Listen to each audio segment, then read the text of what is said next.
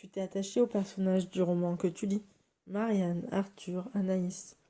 Le petit groupe de résistants prend un verre dans le bar du quartier, pour décompresser, comme après chaque réunion où ils préparent leurs prochaines actions.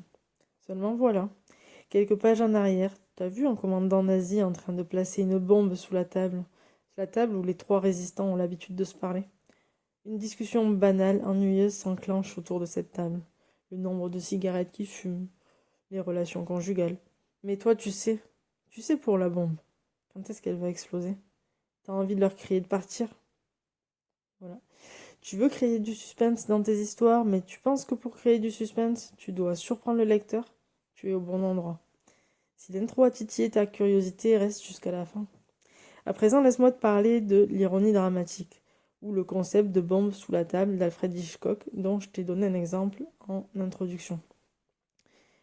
La version pour la surprise, ça serait les personnages parlent, les conversations banales t'ennuient, toi le lecteur, et boum, la bombe explose sans prévenir. Bon, je te résume la différence entre les deux méthodes, suspense et surprise. Pour la surprise, l'information est cachée au lecteur et au personnage, et elle est révélée de façon brutale. L'effet est court, il y a un choc émotionnel, mais très court. Le suspense, ce dont on a parlé, l'information est donnée au public, au lecteur, mais pas au personnage. L'attente est prolongée. Tu sens la tension qui croît. Et tu participes émotionnellement à la scène. T'as envie de leur crier la vérité, mais tu peux pas. C'est ça le suspense. Et ça peut être appliqué à tous les genres littéraires. Je te donne des exemples. Par exemple, pour le genre thriller, ça pourrait être pour la surprise, le tueur est révélé dans la dernière scène. Bon, pas forcément intéressant. Pour le suspense, le public sait qui est le tueur. Ça lui a été montré, mais le héros ne le sait pas. Et chaque interaction devient tendue avec ça.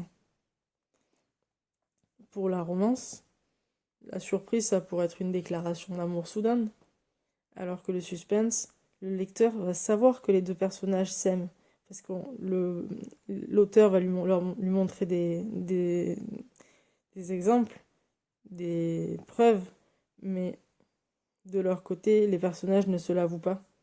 Donc chaque non-dit fait monter la tension. En gros, ici, la bombe, c'est le sentiment caché. Côté fantasy, le traître, pour la surprise, le traître pourrait être révélé au dernier moment. Bon.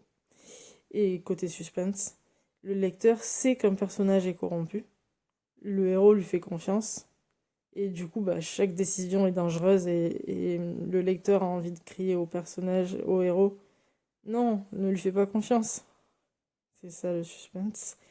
Côté science-fiction, ça pourrait être au niveau surprise, à la fin, on a la révélation comme quoi le monde était en fait une simulation.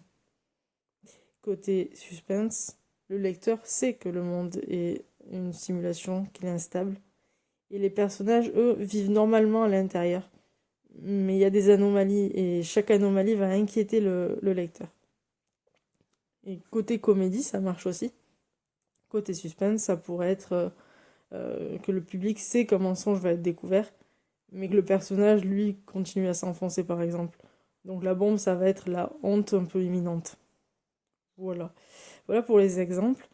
Donc j'espère qu'avec ça, vous avez compris le concept, vous avez compris comment ne pas tomber dans l'erreur que font beaucoup d'auteurs qui pensent je garde l'info pour la fin pour surprendre. Je suis aussi tombée là-dedans, moi aussi, sur mon premier roman que j'ai terminé. Alors qu'en fait, souvent, donner l'information plus tôt au lecteur rend l'histoire plus forte. Et en fait, voilà, la question, ça devient quand est-ce que ça va exploser? Et pas qu'est-ce qui va se passer, en fait. Voilà, dernière précision, tu en as peut-être entendu parler sous un autre nom, comme suspense informationnel ou asymétrie d'information, dans le sens le lecteur et le personnage ne savent pas la même chose, ou tension anticipative. Voilà, dis-moi en commentaire si tu connaissais le concept et si maintenant tu vas l'utiliser.